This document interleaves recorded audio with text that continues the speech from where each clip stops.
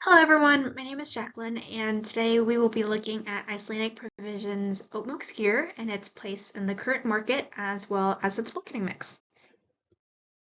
Um, Skyr is originally a type of traditional Icelandic yogurt made from certified heirloom Icelandic cultures, which are essentially a strain of bacteria that ferments the milk into yogurt. The same process and cultures is now used with oat milk to create a dairy-free version of skyr that is vegan-friendly and still has the same benefits, including high contents of protein. Oat milk skyr was originally released in 2021 with a few now discontinued flavors due to manufacturing reasons.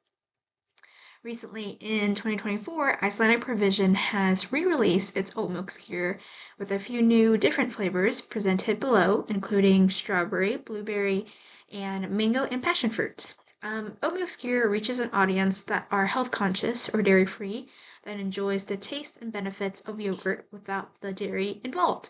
This satisfies the physiological need of food and safety needs of health.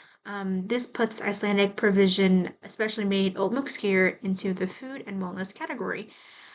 This product's generic market would be for dairy-free consumers, and its product market would be under the alternative yogurt product category.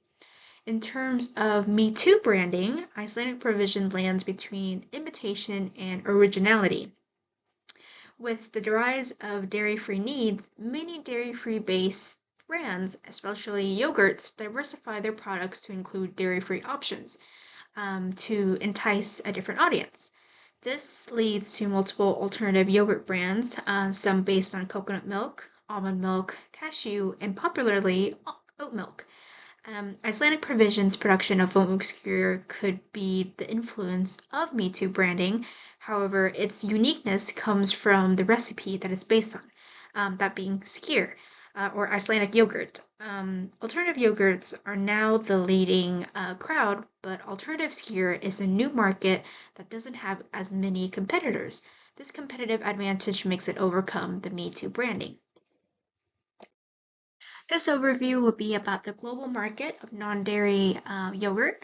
To start, as of 2024, non-dairy yogurt has a positive projection of 4.45% and has a market size of $9.83 billion US dollars.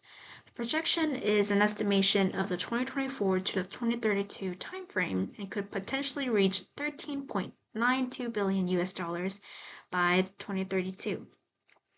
Going down the list of major competitors in the non-dairy yogurt market, Forager Project is known for its cashew milk yogurt. Taya Food is known for their dairy yogurt alternative, though they also have a line of dairy-free cheeses that's well known. General Mills is known for its Oui dairy-free yogurt by Yoplait, and Danone is a French-based corporation that's known for its So Delicious dairy-free yogurt brand. The result of growth of this market is partially the rise in veganism due to the health benefits and prevalence in dairy allergies and lactose intolerances. The dairy-free yogurt market do face challenges as the rising price and the production of non-dairy yogurt often leads to higher prices for consumers.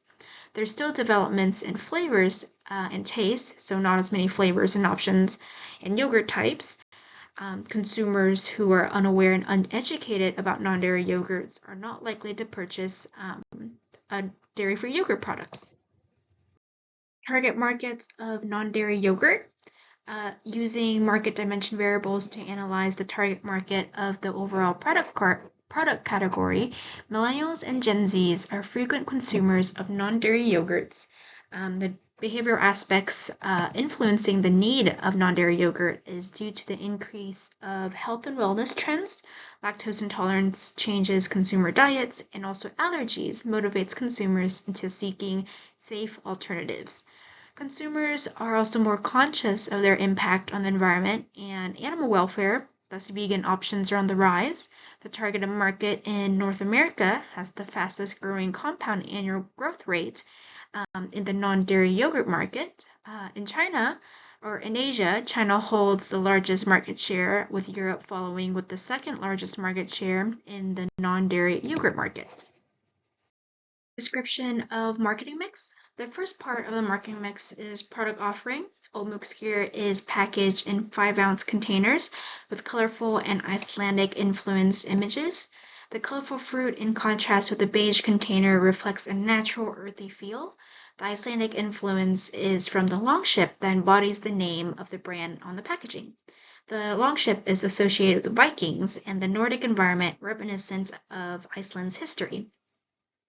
The product uniquely highlights its skyr culture, the bacteria found in Icelandic yogurt. It's also low in sugar with a relatively high protein content.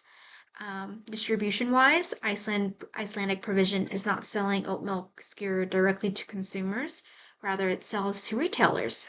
It is performing indirect distribution. And an example of this, its first appearance is in retail, was in Whole Foods, but it's now found in other retailers such as H-E-B and Sprouts. In the pricing category, non-dairy skyr has ranged from $1.86 to $2.58, averaging to 52 cents per ounce. Often in the non-dairy yogurt sector, businesses will use cost plus pricing, which includes the total cost of production and overhead, then adding a markup to recover the price or the costs to the price which the consumer pays. This is often how businesses earn its profit. It's likely Icelandic Provision used cost plus pricing due to the higher cost associated with producing dairy-free yogurt. Promotion-wise, advertisement from dairy-free or vegan news pages reported on the production of oat milk skyr, allowing the target market to be aware of its products. But often, sales promotion from retailers such as bulk buying provides a discounts to consumers, encouraging them to buy more at a lower price point. For instance, Whole Foods often promotes Icelandic Provision's oat milk skyr and a bundle of 3 yogurts for $5. This decreases the individual price of each yogurt, effectively making it appealing to consumers who buy a higher quantity rather than individual units. Product positioning and differentiation. There are a few key aspects in Icelandic Provision's oat milk skyr and how it positions its yogurt to consumers. First, it highlights the Nordic traditions and its influences by keeping their yogurt making process simple and using the bacteria found in Icelandic cultures. They also highlight the lack of starches, gums, and additives found in oat milk skyr. Nutrition-wise, Icelandic Provision conveys to its consumer the high contents of protein and the long-lasting energy from its yogurts.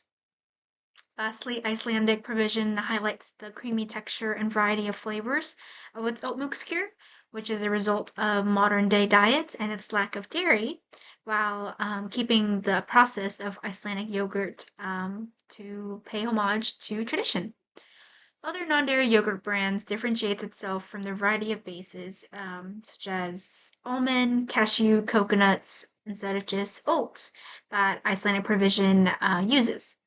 Icelandic Provision non-dairy yogurt only comes in skyr-style yogurt. Other competitors are offering Greek-style yogurts. And lastly, competitors are often now adding jams, real fruits to their non-dairy yogurts to elevate the taste and experience. As discussed, the target market is someone often part of Gen Z or millennials demographic. They are often health conscious or looking for dairy-free options due to dietary restrictions. Since I am personally a part of this target market, I wanted to include a quick review of some of the flavors that oat milk skyr from Icelandic Provisions provided. To start, blueberry presented it with a light oat taste, not too sweet, and it also was purple grayish in color. The blueberry flavor is mild and standard. Peach was a nice pale yellow, had a mellow peach flavor, and the oaty taste was the lightest in all 3 of them. The peach flavor presented a bit artificial, yet floral. And lastly, strawberry had real strawberry pieces, or real strawberry fruit pieces, while others did not have real fruit pieces. It was pale beige in color and had the strongest and oat flavor. My personal favorite would be the peach due to its floral and tanginess, and it paired well with granola and berries. So these are my sources utilized.